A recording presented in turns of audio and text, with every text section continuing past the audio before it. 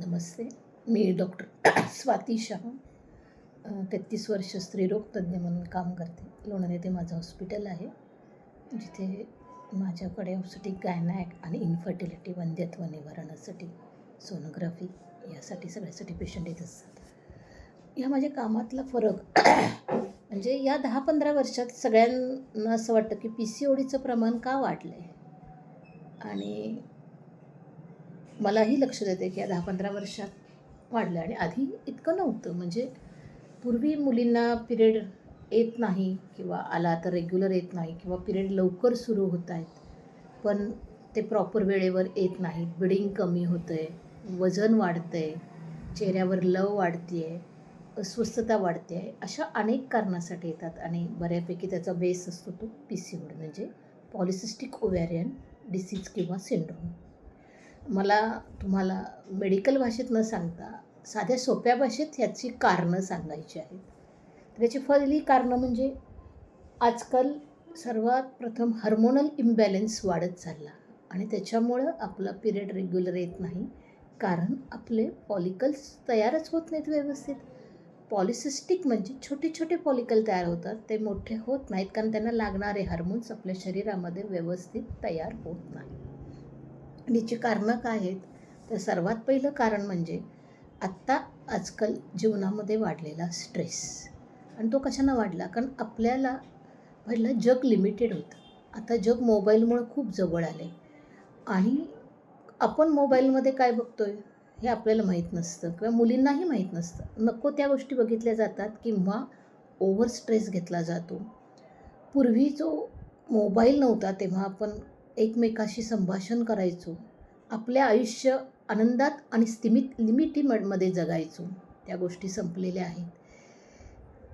दुसरं म्हणजे स्वतःसाठी वेळ देणं नाहीच आहे, कारण मोबाईल, मोकळा वेळ मिळाला की मोबाईल, घरामध्ये मोबाईल, बाहेर मोबाईल, कुठेही मोकळा वेळ मिळाला की मोबाईल. आणि मोबाईलमध्ये काय पाहतो ह्याला काही लिमिटेशन राहिलेलं नाही.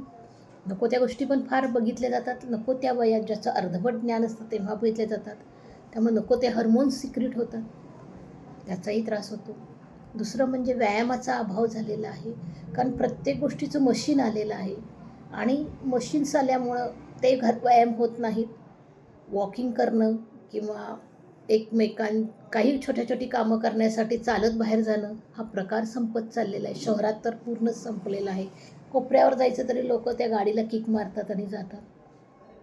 शेतात जाणं, तिथं काम करणं, दुसऱ्यांच्या एकमेकांच्या घरी चालत जाणं, कुठंही रोज संध्याकाळी बाबा मंदिरात जायचं, देवाला जायचं आहे, किंवा कुठेही जायचं तर चालत जाणं, हा प्रकार पूर्ण संपलेला आहे. त्यामुळे व्यायामाचा पूर्ण अभाव. मुली आता शिकत आहेत, बाहेर गावी राहतात, तिथंही त्यांना व्यायाम नाही, कारण तिथं आईवडील लगेच एक व्हेकल घेऊन देतात, किंवा त्या बसनं, रिक्षानं, असं ट्रान्सपोर्टनं जातात, त्यामुळे तिथे व्यायामाचा अभाव. ITच्या मुलींना तर कसला वेळच नाही, कारण सतत समोर लॅपटॉप, ती कामं संपली की मोबाईल, कारण घरी आल्यावर त्या थकतात, म्हणून फ्रेशसाठी तर मोबाईलच, त्याच्यासाठी सुद्धा त्या व्यायाम करत नाही. आणि दुसरं म्हणजे खाण्यामध्ये आपल्या बाहेरच्या खाण्याचं प्रमाण भयंकर वाढलेलं आहे, किंवा मैदायुक्त खाणं, म्हणजे बेकरी प्रॉडक्ट्स वाढलेले आहेत. अगदी काही नाही तर छोट्या गावात तुम्ही बघितलं तर, मी मुलींना विचारलं तर काय खातात, तर चिप्स खाणार, मॅगी खाणार, चायनीज हॉटेल्स असतात तिथनं किंवा चायनीजच्या गाड्या असतात तिथनं खाणं घेऊन येणार, मैदा, अजिनोमोटो, नको नको ते पदार्थ त्याच्यात खाण्यात, आणि त्यांना चव येते म्हणून परत परत तेच खाल्ले जाते. शहरात शिक्षणासाठी किंवा जॉबसाठी राहणाऱ्या मुलींना तर स्वतःचं बनवायला नको वाटतं. मेसचं रोजचं जेवण नको असतं, जे पूर्वी आम्ही खात होतो, आम्ही शिकलो, बाहेर राहिलो, पण मेसचं जेवण, बाहेरचं खाणं तेव्हा मिळत पण कमी होतं, आणि पैसेही लिमिटेड मिळत होते. आता पैसे जास्त मिळतात मुलींना आईवडिलांकडून, किंवा स्वतः मिळवतात, आणि मग बाहेरचं खाण्याचं, पार्ट्या, काही झालं तर छोटे छोटे सेलिब्रेशन हे सुद्धा घरी न करता बाहेर करणं, आणि मग बाहेरचं सगळं घेणं, कोल्ड्रिंक्स पिणं, ह्या सगळ्यामुळं शरीरामध्ये नको ते रसायन जात आहेत, आणि शरीराचा हार्मोन्स बॅलन्स बिघडत जातो आहे. आणि रात्री जागणं, कारण मोबाईल हातात घेतला आणि त्याच्यावर काय बघायला लागलो की आपण किती वेळ बघतो आहे, ह्याला काही मर्यादा राहत नाही, त्यामुळे झोप व्यवस्थित होत नाही. जेव्हा झोपता तेव्हा तुमच्या डोक्यामध्ये वेगळेच विचार राहतात, आणि त्याच्यामुळे ती रिलॅक्स झोप होत नाही. आणि आजकाल सगळेजण आहेत की जुनशास्त्रे आपले जे योगा, अध्यात्म, मेडिटेशन्स, ध्यान, ह्या गोष्टी आता पूर्ण विसरल्या जातात. मंदिरात अगदीच गेलं तर जा, पाया पडा आणि स्वतःसाठी काही माग. ह्याच्यापेक्षा वेगळं काही करत नाही. पूर्वी लोकं काही स्वतःसाठी वेळ देण्यासाठी योगासनं करायचे, व्यायाम करायचे, ध्यान करायचे, भजनं म्हणायचे, भजनांचे कार्यक्रम व्हायचे ते ऐकायला जायचे, मेडिटेशन करायचे. ह्या सगळ्या गोष्टी आपल्या आयुष्यातून पूर्णच गेलेल्या आहेत. आणि मुलांनाही आपण नाही शिक्षण घे, अभ्यास कर हे शिकवतो, पण हे पण केलं पाहिजे हे शिकवत नाही आहे. आणि त्याच्यामुळं सुद्धा सगळं शरीराचं चक्र, हार्मोन्स बिघडत चाललेले आहेत. आणि सर्वात शेवटचं म्हणजे आपण आजकाल शेतकरी शेतीमध्ये सेंद्रिय नाही खतं वापरत किंवा सेंद्रिय फवारे नाहीत, तर रासायनिक फवारे, रासायनिक खते लवकर पिकं येण्यासाठी किंवा पिकाच्या संरक्षणासाठी वापरतात आणि त्याच्यातून अनेक केमिकल आपल्या शरीरात जात आहेत. आणि त्याच्यामुळे आपल्या शरीरात मेल हार्मोन किंवा टेस्टोस्टेरोनचं प्रमाण वाढतं आहे.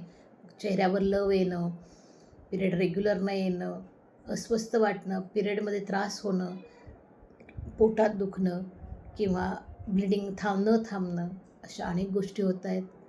मुलींच्यामध्ये मूल न होण्याचं वंध्यत्व हे त्या PCODमुळे होणारं पुढचं कारण असतं. त्याच्यासाठी मग औषधोपचार, मग त्या औषधोपचारांना अजून वेगवेगळे त्रास. आणि सर्वात शेवटचं म्हणजे ओबेसिटी. ह्या सगळ्याच्या अभावामुळं वजन फार वाढतं आहे. कारण बाहेरचं खाणं, व्यायाम नाही, झोप व्यवस्थित नाही, त्याच्यामुळं वजन वाढतं. वजन वाढलं म्हणून PCOD आणि PCOD झालं म्हणून वजन वाढणं. ह्या सगळ्याच्या याच्यामुळं आजचं जीवनक्रमामुळं सगळं बदलत चाललेलं आहे. कुठलंही हार्मोनलचं रेग्युलेशन नाही, व्यवस्थित प्रमाण शरीरामध्ये आपलं प्रॉपर होत नाही आणि म्हणूनच PCODचं प्रमाण वाढत आहे. मग यासाठी काय केलं पाहिजे? एकतर सेंद्रिय खाणं खाल्लं पाहिजे, कारण आपल्या रसायनं खूप मारली जातात, ती शेतकऱ्यांनी कमी केली पाहिजे. रासायनिक खताचं प्रमाण कमी केलं पाहिजे. सेकंडली बाहेरचं खाणं लिमिटेड ठेवलं पाहिजे. जंक फूडचं प्रमाण, कोल्ड्रिंकचं प्रमाण खूप कमी केलं पाहिजे. सत्वयुक्त रोजचा आहार जो आहे, चपाती, भाकरी, भाजी, वरण, भात, हे जो रोजचं खाणं आहे ते खाल्लं पाहिजे. घरातलं अन्नाला प्रेफर दिला पाहिजे आपण. दुसरं म्हणजे आपण जे मोबाईलचा जो ओव्हर वेळ देतो तो बंद केला पाहिजे. आणि डोळ्यांचाही त्रास त्यामुळे वाढतो, मनाचाही वाढतो. आणि प्रत्येकाने आपले लिमिटेशन्स ओळखले पाहिजेत. आपल्या लिमिटेशनप्रमाणे शांत आयुष्य जगायला मिळणं हे महत्त्वाचं आहे. आणि त्यासाठी ओव्हर स्ट्रेस घेणं सोडलं पाहिजे. मोबाईलवर पण आपण काय बघितलं पाहिजे आणि काय नाही याचे नियम आईवडिलांनी पण त्यांना दिले पाहिजेत आणि मुलींनीही ते पाळले पाहिजेत. मुलांनीही पाळले पाहिजेत, कारण मुलांच्यातसुद्धा स्पर्म काउंट कमी होण्याचं प्रमाण भयंकर वाढलेलं आहे. त्यामुळे त्यांनीसुद्धा किती स्ट्रेस घ्यायचं हे मुलांनीही ठरवलं पाहिजे. आणि ह्या सगळ्याबरोबर मुलींनी व्यायाम हा केलाच पाहिजे. कुठलाही व्यायाम करा. तुम्ही जिथं कामाला जाता चालत जाण्याचा प्रयत्न करा, जॉगिंग करा, सायकलिंग करा, जिम करा, काहीही व्यायाम करा, केलाच पाहिजे. आणि त्याच्याबरोबर योगासनं, अध्यात्म, तुमचं ध्यान घेणं, मेडिटेशन करणं, ह्या गोष्टीसुद्धा आयुष्यात केल्या पाहिजे. म्हणजे आपल्याला मनशांत मिळते. झोपताना कमीत कमी तासभर आधी मोबाईल नाही घ्यायचा.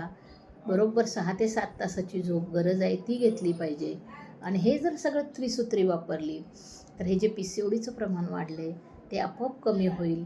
नॉर्मल मेन्सेस येतील. जे खूप मेनार्की अर्ली सुरू झाली आहे, ज्याच्यामुळे त्या मुलींना अर्धवट कळते आणि अर्धवट याच्यात त्यांना पिरियड येतो, त्याचा आईवडिलांनाही त्रास होतो, त्याचंही प्रमाण कमी येऊन जाईल. आणि पुढं होणारं वंध्यत्व म्हणजे मूल होत नाही, मग त्यासाठी परत औषधं घेणं, ट्रीटमेंट करणं, त्याचंही प्रमाण कमी येईल. तर मला असं वाटतं की हे सगळं जर सुधारलं तर ह्याचं प्रमाण कमी येईल. आणि मला वाटतं हे मी बेसिक आणि सामान्य माणसाच्या भाषेत, मेडिकल भाषेत सांगितलं नाही, हे सगळ्यांना कळलं असेल. धन्यवाद.